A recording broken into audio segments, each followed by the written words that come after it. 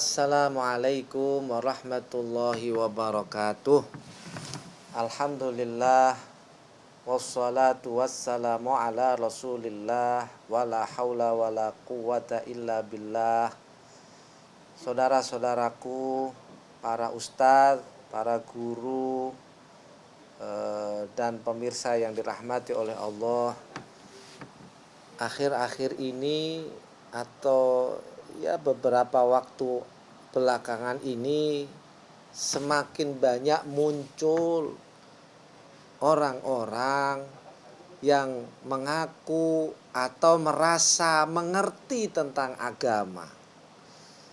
Mungkin kalau waktu-waktu dulu orang-orang kampung itu nggak berani menyampaikan agama, persoalan hukum, apalagi persoalan Quran, tafsir ataupun syarah hadis, kecuali orang ini sudah belajar betul, punya guru, mondoknya di mana. Nah, begitu jelas. Dan nggak berani menyampaikan kalau beliau memang bukan dianggap orang yang mengerti agama. Tapi rasa-rasanya belakangan ini mulai muncul. Ini seiring munculnya medsos. Sehingga orang bebas bicara melalui WhatsApp, melalui video pendek, melalui Instagram, Facebook, Twitter, dan sebagainya. Dia merasa sudah bisa membaca Al-Quran. Merasa, ini penting nih, perasaan merasa. Kemudian dia menyampaikan dan persoalannya ceramah. Pemirsa, saya menyorotin dua hal. Pertama, ini anehnya masyarakat kita kok ngundang orang yang tidak jelas keilmuan. Ini berarti masalahnya masalah dia ngundang. Sehingga dia ceramahnya di tempat-tempat pasti ini diundang.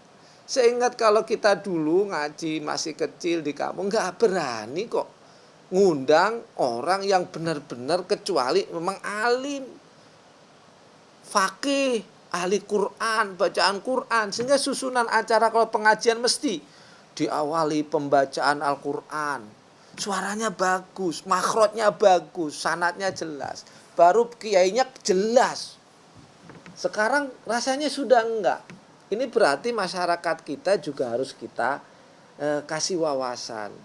Janganlah mengundang ustadz atau dianggap ustadz untuk berceramah yang ini nggak jelas. Nggak jelas apanya, nggak jelas keilmuannya, dan nggak jelas dari mana dia belajar agama.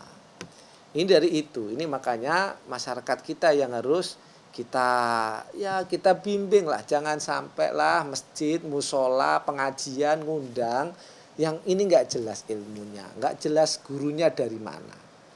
Yang kedua, yang ini menurut saya faktor individu dan lebih penting. Apa itu faktor yang kita merasa ustadz? Tadi itu di dalam sebuah kitab ini ada yang mengatakan maqalah Abu Yazid Al-Bustami. Dalam unggahan dalam perkataan Abu Yazid Al-Bustami itu beliau mengatakan man laisa lahu syekh fa syaikhuhu syaitan. Orang kalau ngaji agama, ini ngaji nih, apalagi punya ceramah, ini tingkat kedua itu. Orang kok dia mau belajar ngaji terus gak punya guru, maka gurunya itu setan. Apalagi ini Quran. Nah, kalau gurunya itu setan, gimana Qurannya? Bahkan kalau kata-kata ulama tentang sanad hadis itu, al-isnadu minad-din, sanad itu guru yang mengajarkan ilmu agama. Dari siapa dia ngaji, jelas nih, ngaji dari guru saya ini ke sini gurunya guru ini, nanti bisa sambung sampai Rasulullah. Itu namanya sanad. Sehingga kata ulama itu sanad itu bagian dari agama. Maksudnya apa? Agama itu tidak bisa disampaikan kecuali harus ada punya sanad. Kok nanti ada orang bilang, udahlah saya mau langsung ngaji sama Rasulullah SAW misalnya. Kok hebat banget. Rasanya kok rasanya nggak mungkin lah, kira-kira mungkin gitulah. Terus ngaji langsung Rasulullah, ini logikanya saja Rasulullah sudah wafat gitu, kecuali orang tertentu, ini orang biasa. Terus langsung saya mau ngaji aja langsung sama Rasul, gimana caranya? Terus anehnya lagi nanti masyarakat percaya. Nah ini pentingnya, berarti kalau dia mengatakan ada orang langsung nih sampai enggak kepada Rasulullah, berarti enggak punya sanad. Berarti sunatnya langsung Rasulullah sallallahu alaihi wasallam. Rasanya kok enggak. Kenapa saya bilang rasanya enggak? Hanya beberapa sedikit yang ngomong. Kan begitu. Masa urusan agama yang begitu pentingnya, begitu masyarakat butuh, disampaikan cuma satu orang merasa belajar dari agama, dari Rasulullah langsung. Sahabat-sahabat kemana? Berarti melampaui sahabat, melampaui yang lain, padahal sahabat-sahabat sudah meninggal. Nah ini yang saya bilang, sanad guru itu bagian dari agama. Agama tidak bisa disampaikan kecuali orang yang punya ilmu, punya sanad, gitu maksudnya. Sampai dilanjutkan, falaulal isnad. Kalau nggak ada guru, nggak ada sanad, nggak ada ngaji agama tuh nggak usah pakai guru. Laqala man syaa ma syaa, maka orang akan ngomong bicara seenak dia. Siapapun akan ngomong, ini begini loh. Ya menurut saya saat ini sudah mulai banyak. Dulu sudah ada tapi sudah mulai banyak, semakin meningkat. Nah, sahabat-sahabatku yang perlu kita cermati, saya kasih contoh misalnya ya. Gak usah memahami lah, baca Quran lah. Orang baca Quran, ini lafadz Arab. Lafadz Arab nih. Kalau kita ngaji, gak punya guru yang ngajarin kita, pasti makhraj kita salah-salahan. Ini cara baca saja, nggak usah ngomong tafsir, nggak usah ngomong terjemah lah. Ini ngomongnya adalah baca Quran. Nah kalau kita nggak usah lagi nih, misalnya ada orang dengerin Quran ini nggak usah baca sendiri, dari kaset gitu misalnya. Apakah makhrajnya benar semua? Nggak ada, saya nggak nemuin. Orang yang misalnya nih terus baca, terus kemudian kalau sudah nggak punya guru, dia merasa langsung diajarin oleh Rasulullah Sallallahu Alaihi Wasallam, rasanya kok jauh. Ini dari bacaan, dari aspek bacaan. Lah kalau dari aspek bacaan saja kita masih banyak yang salah, terus kok berani memberanikan diri untuk memaknai, menterjemah, nggak usah mentafsiri, menterjemah Quran.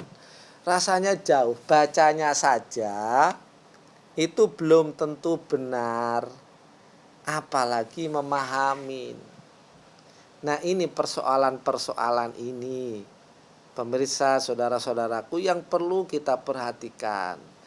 Jangan sampai masyarakat mengundang orang yang gak jelas. Yang kedua, kitalah ustadz-ustadz, jangan kita berani-berani menafsirkan, atau bahkan kita jangankan menafsirkan lah, menterjemahkan Quran yang kita nggak paham betul bahasa Arab. Nanti bacanya salah, bisa jadi memahaminya, menterjemahkan salah, apalagi menafsirkan. Ini bisa jadi sesat dan menyesatkan orang. Inilah yang dibilang ulama. Kata ulama, agama itu butuh sanad, butuh guru. Dan Rasulullah Sallallahu Alaihi Wasallam itu mewanti-wanti, mentahdzir orang yang mentafsirkan Quran dengan pikirannya sendiri, nggak pakai ilmu. Itu sama dengan menantang dirinya untuk masuk neraka. Sehingga penting, jangan sampai kita bicara Quran tapi karena pendapat dia. Ini pendapat saya loh. Ya nggak apa-apa, itulah lumayan lah. Misalnya kalau pendapat dia akan resiko untuk masuk neraka sendiri. Tapi kalau sudah misalnya mengatasnamakan ini Qurannya begini, seolah-olah dia paling pas menafsirin Quran. Jadi dia seolah-olah juru bicaranya Allah. Lah ini berbahaya. Masa ini Quran, ini coba buka surat ini, ayat ini bunyinya begini. Langsung, ini Quran loh yang ngomong Quran loh, Masya Allah. Iya tuh ayatnya ayat Quran. Tapi apakah pemahaman yang dia sampaikan itu pemahaman yang sebagaimana Quran maksud? Kan belum tentu. Saudara-saudaraku, maka ada ciri-cirinya begini nih. Kalau saya amatin cara orang, ulama, maksudnya mencari ulama yang waro, yang berhati-hati. Misalnya kita ngundang ceramah, carilah yang kira-kira beliau atau orang ini, ustadz ini, beliau itu sangat tidak sombong. Tidak sombongnya kira-kira dalam satu kalimatnya, misalnya dia sering ngomongnya wallahu a'lam bishawab. Ini salah satu cara saja. Bahwasanya apa? Seorang ustadz, pendai, penceramah menyampaikan ayat, kemudian menyampaikan banyak hal. Biasanya diakhirin wallahu a'lam bishawab. Allah yang lebih tahu maknanya. Maksudnya apa? Jadi kalau apa yang tadi disampaikan itu salah, itu dari dirinya. Jadi yang paling benar apa? Dari Allah.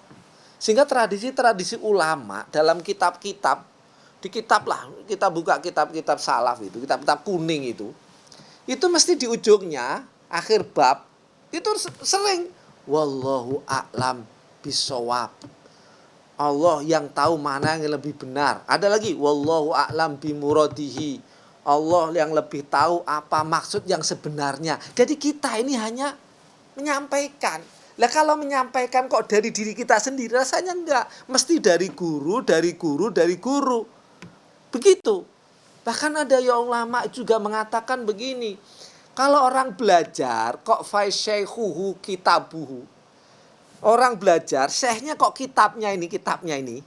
Maksudnya apa? Ini orang pinter nih, misalnya cerdas. Baca kitab pinter, memahami pinter, punya banyak.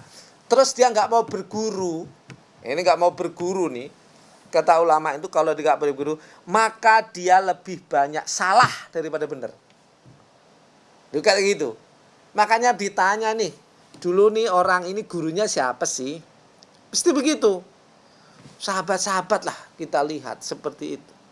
Sekali lagi para pemirsa, ayolah kita perbaiki agar agama ini menjadi lurus, benar. Karena apa? Diajarkan oleh orang-orang yang benar-benar waro, hatinya memang pengen mengajak kepada Allah.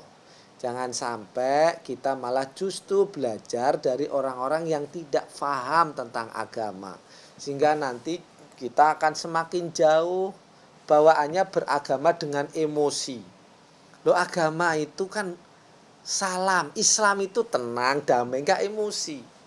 Kalau agama itu dengan emosi, enggak dengan ilmu, ya nanti dibawa seemosinya orang ini. Mudah-mudahan ini bisa memberi pencerahan siapapun lah. Kalau lihat dari dulu-dulu banyak, ya mudah-mudahan Allah ampuni. Yang sekarang ayo kita perbaiki pelan-pelan. Allah Maha Pengampun. Tapi ingat, jangan sampai kita menyesatkan orang, kita padahal merasa kita mengajak orang, padahal menyesatkan. Mengajak menuju Allah, tapi justru menyesatkan. Karena apa?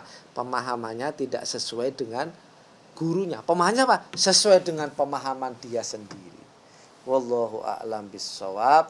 Mudah-mudahan dosa kita diampuni oleh Allah, kita diberi hidayah, diberi maunah, diberi i'anah oleh Allah, sehingga kita mampu menjalankan perintah Allah dengan baik, dengan khusyuk, dengan ikhlas.